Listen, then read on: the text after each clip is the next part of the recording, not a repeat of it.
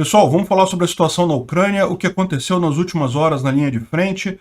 Vamos falar sobre mais um ataque covarde da Rússia a uma instalação nuclear ucraniana. Não é aqui em Enerhodar, aqui é a usina nuclear sul, que fica mais para cá. E vamos falar também sobre a Alemanha, que encampou algumas refinarias russas. Vamos entender o que está acontecendo por lá. Obrigado aí ao pessoal que sugeriu a notícia. Obrigado a você que está assistindo o nosso vídeo. Se você gosta do nosso conteúdo, por favor, deixe o seu like e se inscreva aqui no canal, né? Pois bem, vamos dar uma olhada como é que está a nossa linha de frente aqui, porque tem um monte de novidade. De novo, aqui neste mapa, como a gente não tem informação oficial do exército ucraniano, e esse mapa aqui ele se atualiza por essas informações, ainda não aparece a área conquistada aqui a leste do rio Oskil, né, que é essa região aqui. Mas se você vier aqui em outro mapa, nesse outro mapa aqui, que é um mapa que atualiza com mais frequência, você vê que já tem uma grande área aqui tomada em azul, o que quer dizer que está controlada pelos ucranianos, e ainda tem mais uma outra grande área aqui que está sem cor nenhuma, o que significa, ou, na verdade está com um cinza aqui, que significa que está em batalha, né? Então essa área vermelha aqui é a área que ainda é controlada pelos russos, azul controlado pelos ucranianos, e essa região toda aqui ainda está em batalha, como a gente havia mencionado.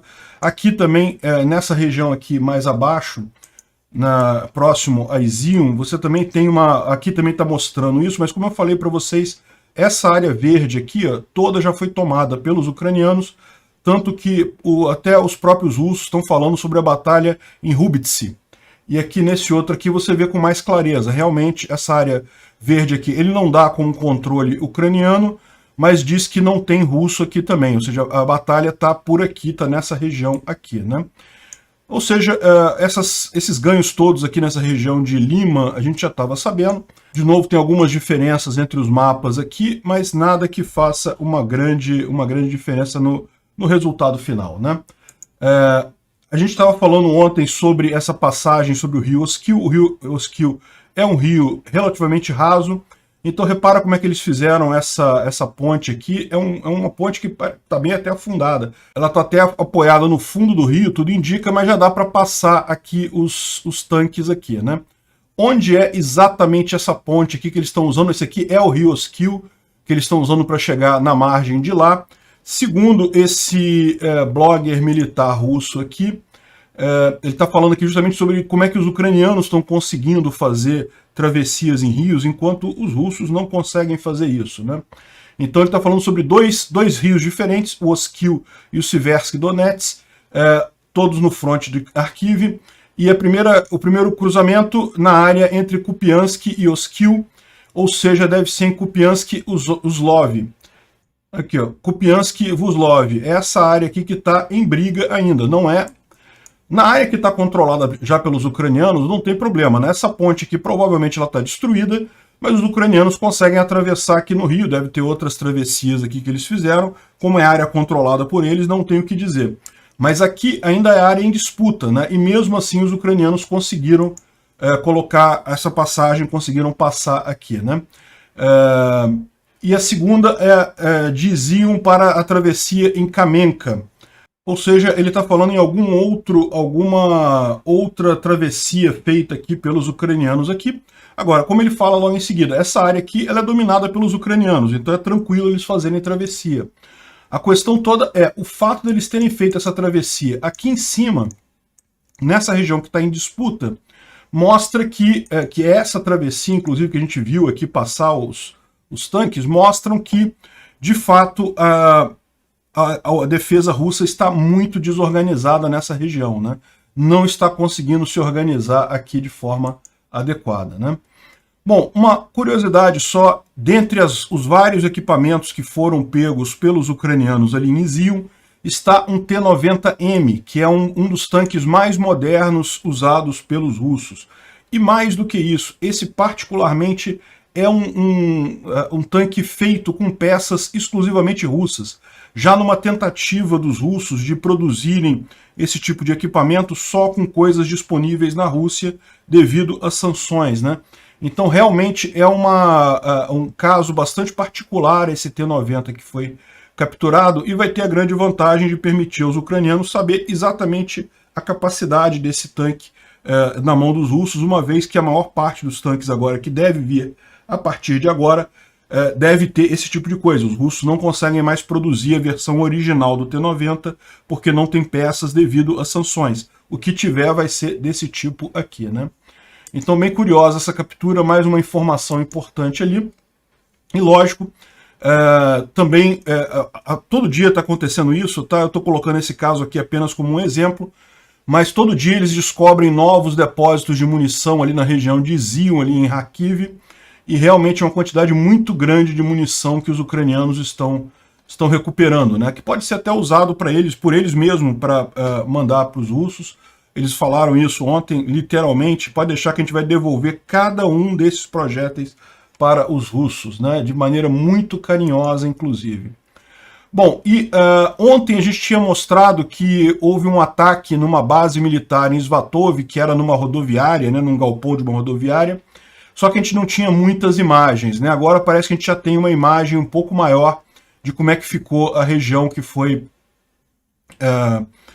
atingida, né, por esse bombardeio ucraniano, né? Lembra, isso aqui era uma rodoviária, mas que estava sendo usada pelas forças russas como uma base de batalha e foi, pelo visto, totalmente destruída. Deve ter tido um número significativo de mortes aí, né? Svatov é esse caso, essa cidade aqui. Ela está na linha em que os russos planejam fazer a sua segunda linha de defesa, né? Como a gente falou, eles estão pretendendo fazer uma segunda linha de defesa aqui, começando em Rubizhne, Kremina, subindo aqui para o Svatov e até Troitsk, nessa região aqui que eles estão preparando essa segunda linha de defesa, né? Então já teve esse baque nesse local aqui, né? Mas não foi o único lugar, não. Esse daqui, olha só, esse aqui era uma base do grupo Wagner em Kadivka, lá em Luhansk, que foi atingida ontem. Aliás, isso aqui é hoje, né, pelo visto, 19/9. Hoje pela manhã cedo deve ter sido filmado, deve ter sido atingido ou hoje cedo ou durante a noite. Mas Kadivka fica mais aqui para baixo.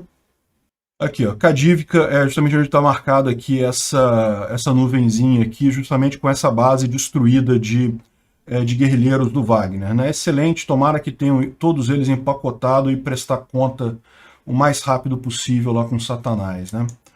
Bom, isso aqui foi um outro lugar, isso aqui é em Kamianka, nessa região aqui em Zaporizhia, também destruiu aqui uma base grande aqui, né? E outra base destruída foi em Kherson, mais um ataque em Kherson, visando as bases lá russas aqui na região de Kherson, né? E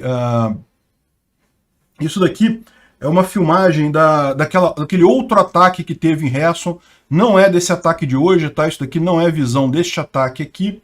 Isso aqui foi aquele ataque que teve ontem, a gente mostrou, na verdade anteontem, a gente mostrou um ataque grande no centro de Kherson, de uma base dos russos lá em Kherson. Até a gente achou que poderia ter sido uma false flag, coisa e tal, e depois vimos que não, que foi realmente um ataque ucraniano. E dá para ver aqui que eles conseguiram atingir de forma bastante significativa o prédio que estava sendo usado como administração ali na região de Kherson, né?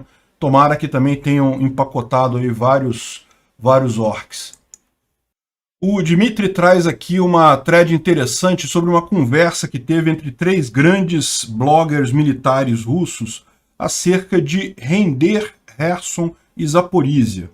Vamos entender a lógica que está por trás disso, né? O pessoal está preocupado, por quê? Porque eles estão vendo que está difícil manter Kharkiv. Está arriscado o pessoal aqui retomar parte de Luhansk, os ucranianos retomarem parte de Luhansk, que já teria sido totalmente liberada pelos russos.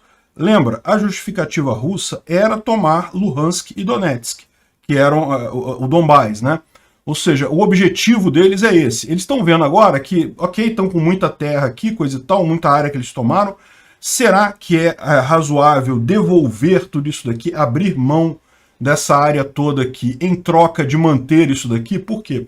Porque eles poderiam pegar todos esses soldados que estão aqui, toda a força militar russa que está aqui e focar nos pontos que são os objetivos militares declarados da Rússia, né? Focar aqui na região do Donetsk. Ou seja, diminuir mais uma vez o escopo dessa invasão. Eles estão constatando que eles não vão conseguir grandes reforços militares russos, então o que eles têm é o que está ali mesmo. Se o que está ali mesmo não é suficiente para segurar os ucranianos, é melhor abrir mão de algumas coisas para manter o que seria o objetivo deles, né? Então é interessante a conversa que eles têm aqui. Começa com o Rybar, que é um dos maiores bloggers militares lá, ele falando justamente isso, né? Olha só, tem se falado sobre essa situação. Kherson e Zaporizhia serão entregues, se renderão, né? E aí tem uma grande questão aqui e ele fala alguns prós e contras, né? Veja, primeiro dinheiro, né? Ou seja, não tenha dúvida que a Rússia ganha dinheiro invadindo esses territórios. Estão invadindo um monte de propriedade privada ali. Estão pensando em nacionalizar um monte de infraestrutura, de edifícios e coisa e tal. Tem as tropas do terceiro corpo de exército, algumas tropas já estão reforçando as batalhas ali. Então, assim, já tem um pouco mais de reforço naquela região, né? E ele continua mais adiante falando sobre no step back, que é uma política russa de nunca voltar atrás e coisa e tal. Aquele negócio, né? Nunca voltar atrás pode ser, no final das contas, uma coisa idiota, porque você acaba sendo forçado pelo inimigo. E, além disso, eles acham que a superioridade das forças armadas ucranianas não teriam capacidade de tirar eles de lá e coisa e tal, mas aquele negócio ele deixa sem conclusão. Ele fala, olha só, a gente não vai concluir aqui.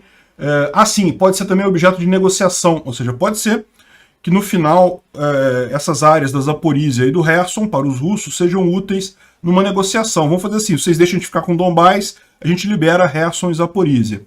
Enfim, ele fala aqui que não vai concluir nada, não vai traçar nenhuma conclusão e coisa e tal, mas o importante disso aqui é a gente ver que isso está na cabeça dos caras, né? Eles estão vendo que não está dando certo. E aí os outros bloggers militares reagiram de forma viral, falando, não pode falar desse tipo, não tem condição nenhuma que nós vamos conseguir e vamos retomar tudo e não sei o que lá.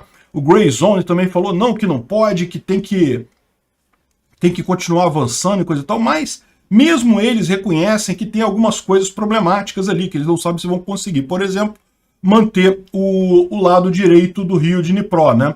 Essa área aqui que é alvo da contraofensiva ucraniana maior neste momento. Inclusive a gente vai falar mais adiante que já está acontecendo a saída das tropas russas dessa região. Bom, então, ou seja, o interessante é isso, é ver que o pessoal está discutindo essa possibilidade, coisas que até 2 semanas atrás eles nem cogitavam a possibilidade de render, de entregar Kherson e Zaporizhia, né? Bom, lá em Kherson continuam os esforços russos para fazer pontes temporárias ali na região da represa, tá vendo? Eles estão colocando aqui entulho, aqui, ó. Esse aqui é aquele lugar em que os ucranianos destruíram as pontes. Eles estão fazendo aqui botando um entulho, vão tentar fazer alguma ponte temporária aqui. Colocaram algumas coisas aqui, não dá para entender muito bem. Isso aqui provavelmente é uma ponte de exército, né? Aquelas pontes temporárias. Enfim, estão tentando de alguma forma contornar isso daí.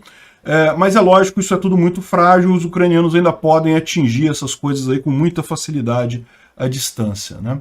O grande problema nessa região de Kherson é justamente essa incapacidade dos russos de alimentar as tropas, de suprir as tropas do lado de lá do rio de Dnipro, né?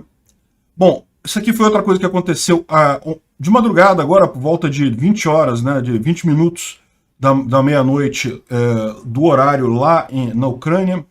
Isso daqui foi uma bomba que atingiu próximo da usina nuclear Sul. É o nome que eles dão lá na Ucrânia. Ela fica nessa região aqui, ó, é uma outra usina nuclear que é diferente daquela que está sendo atacada direto pelos russos, mas essa aqui não deixa de ser arriscado também, né? Uma outra usina nuclear um pouco menor do que aquela, mas ainda assim, uma usina nuclear, se o míssil atinge o reator, ia ser uma catástrofe ali na região. O míssil atingiu 300 metros dessa... eu não vou nem tentar ler esse nome aqui em ucraniano, mas eles chamam também de usina nuclear Sul. Então, mais um absurdo, mais um crime de guerra russo isso. Deixou uma cratera, vê que eles atingiram um lugar que não é alvo de nada, foi justamente para fazer ameaça, né, para dizer que, olha só, qualquer coisa a gente vai atingir sua usina nuclear aí. Criou um buraco na Terra, mas no final das contas não atingiu nada de significativo ali na região, né? O pessoal está mencionando aqui um ultimato para as tropas russas em Lima, né? Lima, vocês sabem, essa região aqui, né, próximo aqui a Kharkiv, a Izium e coisa e tal, uma boa parte aqui do sul já foi tomada pelos ucranianos e eles estão fazendo justamente esse apelo para os russos que estão aqui em Lima ainda abandonarem a cidade. Você não tem chance de ganhar, salve a sua vida, deixe o equipamento e caminhe em direção a Shukrov ou Sviatorsk. Ou seja, estão falando para eles virem aqui, para essa região aqui que está controlada, para eles se renderem, né, para os ucranianos, ou então Sviatorsk, que é essa região aqui, ou seja, pode ir em qualquer caminho, deixar as armas e se entregar.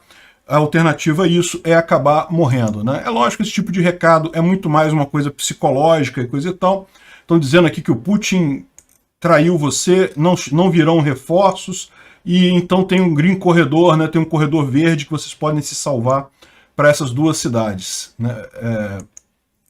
O que a gente sabe é que ainda está tendo batalha lá em Lima. Esse tipo de recado é mais mesmo para o efeito psicológico, né? Agora, na Forbes saiu realmente uma reportagem curiosa dizendo que os russos gastaram meses formando um novo corpo do exército e durou apenas alguns dias na Ucrânia, né? Não todo, tá? Uma parte do terceiro corpo de exército. De fato, os russos gastaram meses e meses criando o terceiro corpo do exército. E o que aconteceu? Logo quando eles começaram a chegar na Ucrânia, foi no momento da contraofensiva ucraniana em Kharkiv. Então, muitos desses recursos foram desviados para conter, ou para ajudar a conter a contraofensiva ucraniana lá. E, de fato, os que foram mandados para lá parece que foram totalmente destruídos, não sobrou nada desse terceiro corpo do exército, porque você pegou um pessoal que era pouco treinado, que não tinha muito conhecimento ainda, não estava ainda esperto no campo de batalha, e colocou num lugar que era o lugar mais crítico de todos, e aí o pessoal que foi para lá realmente acabou sendo totalmente destruído, né? Mas não foi só gente para lá, teve também uma parte desse terceiro corpo do exército que foi enviado para Zaporísia para reforçar as defesas ali na região. Então, não é que tenha acabado totalmente o terceiro corpo do exército, mas ele já chegou lá tomando uma chulapada, né? E um ponto importante é esse, né? O que a gente sempre fala aqui, essa ideia dos russos, vamos começar a mobilizar agora, é uma coisa que realmente vai estar muito atrasada. Os ucranianos começaram a mobilização em fevereiro. Agora ele tem um monte de tropas treinadas, capacitadas, experientes, um monte de gente para reforçar as linhas ofensivas deles. Enquanto os russos, mesmo que agora façam a mobilização completa, chamem todo mundo, obriguem o pessoal a brigar, vai ter um monte de gente novata, um monte de gente que não tem capacidade de lutar na frente de batalha, vai acabar sendo presa fácil nessa guerra, né? Bom, o Instituto para Estudo da Guerra hoje está bastante interessante. Ele está falando justamente que... Bom, primeiro ele ressalta um pouco aquilo que a gente já falou, né, que o Putin está cada vez mais confiando em tropas irregulares de voluntários e no Wagner Group e coisa e tal, do que no próprio exército russo, né? Que coisa isso, né? Então a gente já falou um pouco sobre isso ontem, vamos falar hoje também, que está começando a ter um descolamento.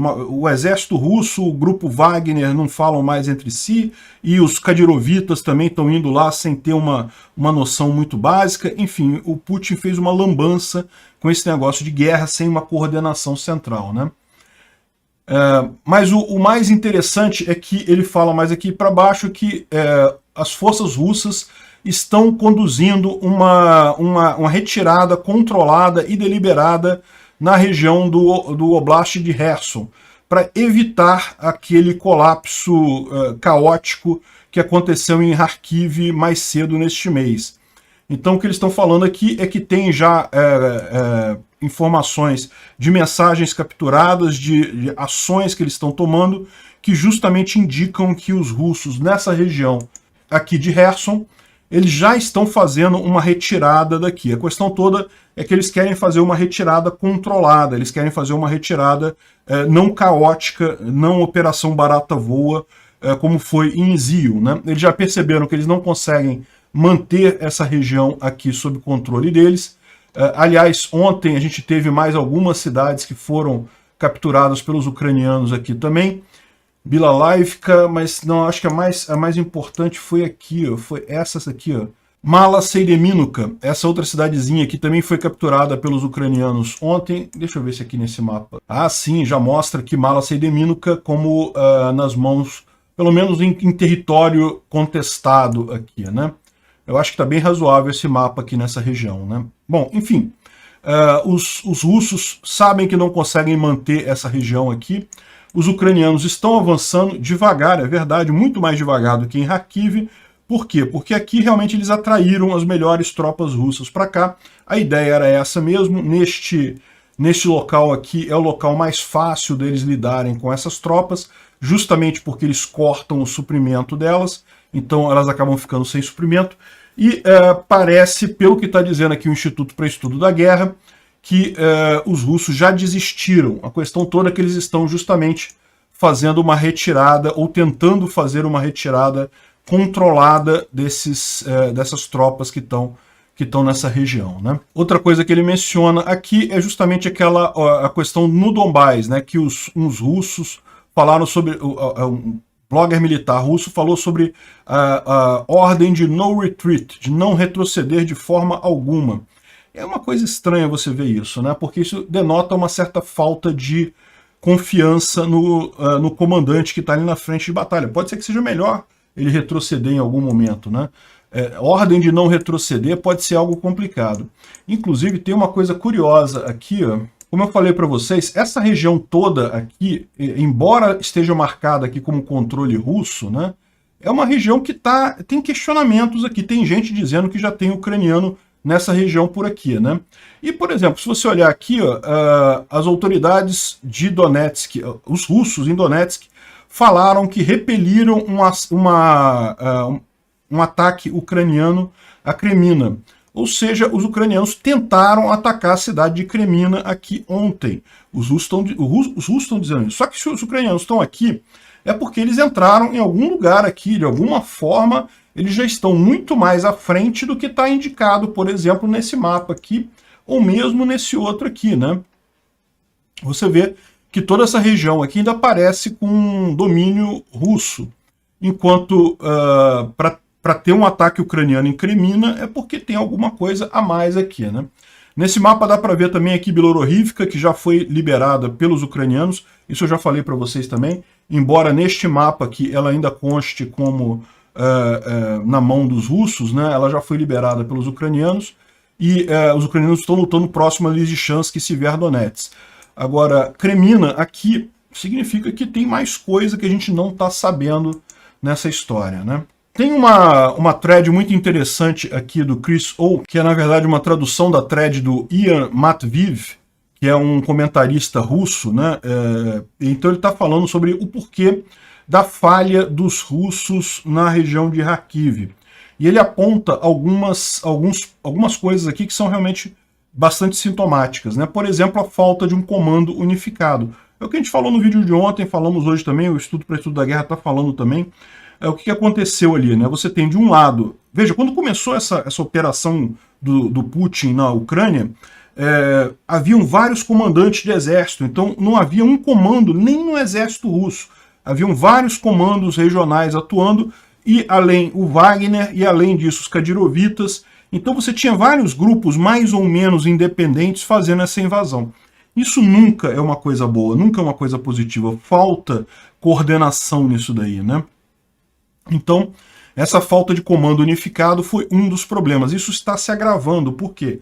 No momento que você começa a ter falha, que você começa a ver os ucranianos tomando o terreno, aí começam as acusações, um começa a jogar a culpa no outro. Não, foi o tal corpo que fugiu. Ah, mas fulano entregou tal cidade. Ah, mas não sei o que lá.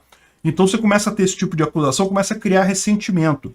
O Putin fez essa guerra achando que ia ganhar tão fácil, que ele botou o comando distribuído para fazer um jogo político, né? Fazer um jogo do tipo, ah não, olha só, todo mundo participou da guerra, todo mundo participou da invasão, da, entre aspas, operação especial, só que se deu mal. E aí quando você tem que realmente lutar uma guerra, isso mostra problemas, né?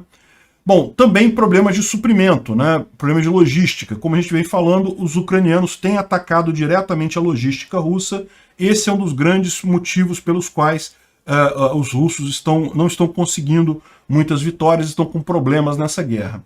Falta de reforços, né? Falta de troca de combatentes. O pessoal já está cansado, como os russos estão com falta de pessoal, eles não conseguem fazer rotação de tropas no ritmo adequado, não conseguem descansar as tropas deles. Tudo isso é evidentemente um problema. Ele aponta também a falta de treinamento no exército, ou seja, o terceiro corpo do exército foi para lá praticamente verde, sem treinamento adequado, sem uma visão experiente, né, da linha de frente. E também, lógico, erros táticos que houveram aqui também. Então ele levanta esses pontos todos aqui e detalha isso. Realmente é uma thread bastante longa. Eu estou pensando até em fazer um vídeo do Visão Libertária detalhando essa thread aqui. Parece algo bem interessante mesmo, mas que mostra como é que essas falhas todas dos russos acabaram levando a essa situação trágica, né? E que, lógico, tende a piorar a situação, tende a cada vez mais corroer a confiança no exército russo, nas tropas do Wagner. O Wagner já está começando, o grupo Wagner já está começando a atacar as coisas por conta própria, independente de planejamento. Isso só é positivo no final das contas, né? Para os ucranianos é extremamente positivo. Bom, a gente teve a informação já há uns 2 dias atrás, mas a gente não teve tempo de falar nos vídeos passados, que a Alemanha tomou controle das refinarias de óleo russas no território alemão, né? Eu sou um cara muito focado em propriedade privada, acho que propriedade privada é sagrado, não se pode tomar propriedade dos outros. Mas eu também acredito no PNA, na ética libertária, no princípio da não agressão. E o fato é, no momento que a Rússia agrediu a propriedade privada na Ucrânia, invadiu a Ucrânia, isso significa que ela não tem respeito pela propriedade privada. Então justifica outros países, outras empresas tomarem coisas russas também. Eu acho que é perfeitamente válido a Alemanha ter tomado essas refinarias de propriedade da Rússia, afinal, foi a Rússia que começou a desrespeitar o princípio da propriedade privada, né? Existe um princípio no direito, inclusive na ética libertária, que tem um nome lá nos Estados Unidos de Stopel. Aqui no Brasil tem um nome estranho também, doutrina dos direitos, alguma coisa, mas não vou lembrar agora de cabeça. É Stopel nos Estados Unidos, que diz basicamente o seguinte: se você abre mão de um princípio de direito, se você agride aquele princípio de direito de outra pessoa, significa que você está abrindo mão daquilo para você, o que faz todo sentido. Se a Rússia agride a propriedade privada de outras pessoas, significa que ela não dá importância à propriedade privada. É perfeitamente válido a outros agentes, outras pessoas, tomarem a propriedade privada da Rússia. Então, ponto final nesse assunto. Excelente Alemanha, acho que todos os ativos russos no exterior deveriam ser tomados. O Zelensky fez um pronunciamento dizendo que não está tendo pausa nenhuma na contraofensiva não, né? Porque está tudo de acordo, está seguindo de acordo com o esperado. Como a gente falou, evidentemente que eles não conseguem manter aquele ritmo alucinante de tomar enorme território em poucos dias. É necessário algum reagrupamento, alguma consolidação, mas que a contraofensiva está caminhando e que ela está preparando para os próximos passos que devem acontecer em breve, né? E é aquilo que a gente vem falando mesmo, né? Está mais do que claro que todo esse planejamento, obter essa região aqui, essa travessia aqui no Oskil, claramente mostram o planejamento ucraniano de depois, em seguida, seguir aqui para essa segunda linha de defesa russa. Tomara que consigam fazer isso muito rápido, de forma a pegar os russos ainda desprevenidos, né? Bom, houve um caso aqui de todo um arcebispo, de todo um arcebispado da Igreja Ortodoxa que acabou saindo e convertendo a Igreja Católica. Me parece uma coisa bastante radical. Eu confesso que eu não tenho conhecimento de como é que funciona isso, como é que é esse tipo de coisa, mas o que eu sei que existe lá na Ucrânia é o seguinte, né? A religião principal lá é a religião ortodoxa, né? A católica, ou a cristã ortodoxa, e só que é ligado ao Kirill, que é o patriarca de Moscou. A maior parte das igrejas na Ucrânia ainda é ligado ao patriarca de Moscou. Já existe um patriarcado ortodoxo ucraniano, então já tem muitas igrejas indo para este patriarcado ortodoxo ucraniano, mas a maior parte ainda está ligado a Moscou. E o que está acontecendo é que com essa onda de revolta contra os russos, plenamente justificada, muitas pessoas estão preferindo, muitos arcebispos, muitos patriarcas ali na Ucrânia estão preferindo se ligar ao patriarcado da Ucrânia. E agora este daqui, particularmente, parece que é um dos grandes líderes cristãos de prestígio na Ucrânia, e ele se ligou à Igreja Greco-Católica da Ucrânia, então, ou seja, que está em comunhão com a Santa Sé, ou seja, de fato se tornou católico. Achei interessante isso, eu não sabia nem que era uma possibilidade isso acontecer, bem interessante mesmo. E esse artigo aqui do Hector Chames me chamou muita atenção justamente porque ele coloca um ponto que eu sempre falo aqui, o que está em disputa nessa guerra é justamente o respeito à fronteira, é a ideia de que, olha só, o mais importante é fazer relações voluntárias, é fazer negócio, é estabelecer boas relações, muito mais importante do que conquistar território ou coisa do gênero. Putin precisa ser parado para que essa imagem de mundo, que é coisa do século XIX, XX, seja deixada para trás definitivamente. É muito importante essa derrota do Putin lá, até para trazer paz nas Américas, acabar com disputa de território, achar que vale a pena invadir alguma coisa, enfim, em todo o mundo a gente está passando por uma era em que é muito mais importante as relações econômicas do que quem é que detém o território em si. Se você quer um território, se tem um território com riqueza, faça relações voluntárias, faça negócio com aquelas pessoas que estão ali, não usar violência. Usar violência é caro, prejudica todo mundo, não ajuda em nada. Está mais do que na hora de virar essa página, né? Então é muito importante realmente essa derrota russa que a gente está vendo por lá. Obrigado por assistir o vídeo até o final. Além de curtir, compartilhar e se inscrever no canal, considere se tornar patrocinador com valores a partir de R$ 1,99. Clique no botão Seja Membro abaixo para saber as condições e vantagens de patrocinar o canal. Mais informações sobre o nosso projeto, visite nossos sites indicados na tela.